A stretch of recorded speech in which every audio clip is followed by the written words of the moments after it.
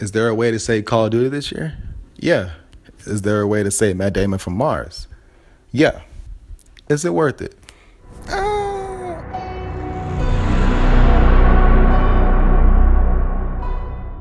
Yo, side note, look, I know my quality is bad right now.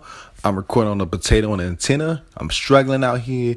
And if it's really bothering you, yo, type me up an email and, yo, send it to me. I'll throw that shit in the trash because I don't give a fuck. All right? Now back to the podcast. Yo, what's up, guys? Red, Black, and White here. Mr. Black speaking on how to save Call of Duty, if you read the title or not.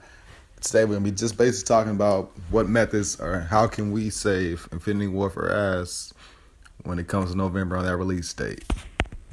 I'm trying to do one take today. Shit, we'll see how that goes. I do suffer from a case of what the fuck am I talking about from time to time.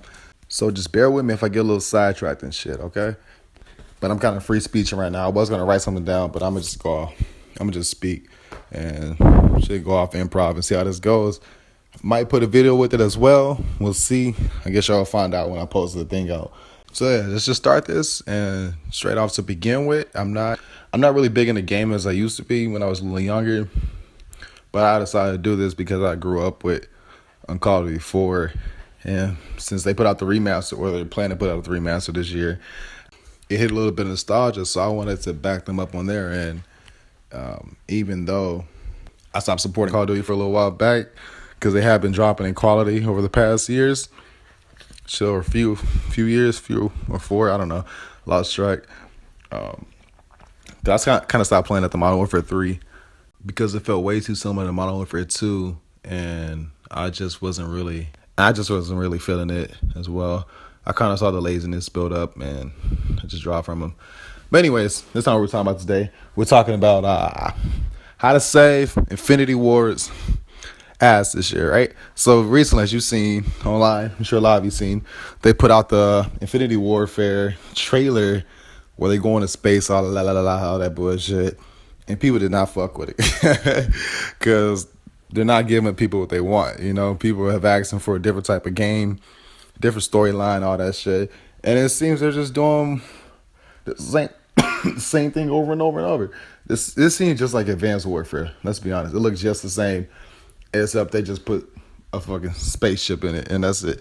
And I think they even had a space mission in Advanced Warfare, but I don't remember. I don't think I ever finished the game, but I got all Redbox. Took that shit the same day, and it's the laziness, man, and it's gonna catch up with you, and people will notice it eventually. It took them a little while, but I'm glad they finally noticed. They're finally getting on Activision's ass. But like I said, I want to be on the opposite end of the spectrum. I want to see if I was working at Activision, what would I do to save my ass this year? You know? And plus, I don't want to hop on the bandwagon either with y'all. So I'm different, I'm special, all that bullshit. And so basically, like, first thing to save them, or what I would do, is cut the deluxe edition bullshit. Like, that's straight up for me. I never liked it. I don't think nobody really likes spending money for a half-ass game and then spending more money to get the rest of the half-ass game. You know what I'm talking about? Because we all know they do it. We all know the game's probably finished right now, let's be honest. It's 100% finished. They have all the DLC maps finished, all that shit. And what they do is they cut it off. And because when they're announcing like day one games, DLC, like 8 months before the game come out, that game is already complete. They already have the idea. They have the maps created. And they're just like, yo, you can get this maps. We're giving you a season pass. Get these maps that we already have created later on next year. All that bullshit. When they just cut all that and just release all at one time. And I feel like they're going to have to do that this year. They're going to have to cut the deluxe edition, whatever the fuck me edition. I don't know what kind of edition. It's a new one every year. And make kind of a gift for their fans to bring them back. Because if not, Battlefield is going to take the fan base away. Let's be honest. It's going to leave them pretty fucked up for probably the next couple of years. So this is really all you can do with Infinity Warfare because the game is basically complete unless you scratch it and, burn it in hell where it belongs. No, I'm kidding. So offer some kind of gift. Say if you pre-order this game, I hate pre-orders too, to be honest. If you pre-order this game, you get the value, whatever the deluxe edition value, for $60 instead of the 120 or 90, whatever they're charging for that shit. They say you instead of getting a normal game for this year, if you pre-order it for 60 and shit, you get the whatever the full package value of Infinity Warfare. That's really the only way I can see them saving this game. Now jump into my other game, Modern Warfare, which I'm excited about. Let's be honest, even though I see already the bullshit trying to do with it. I don't know. I've been telling my friend for a couple years now. I have a strong feeling they're gonna bring that game back. And he's like, "Nah, man. His name's Jake. He works with. He's red, black, and white. Nah, man. They're not. They're not gonna do it. Don't even get your hopes up. Yada yada yada." And I look at it. Jake, what's up? Anyways, let me digress. And shit. And from what I've seen now, if you've seen the trailer at the end of the Infinity Warfare one, they attached them both together. They have the remaster kind of reveal at the end of it, which I didn't expect at all. And from what it seems like you have to get the Legacy Edition to get that game.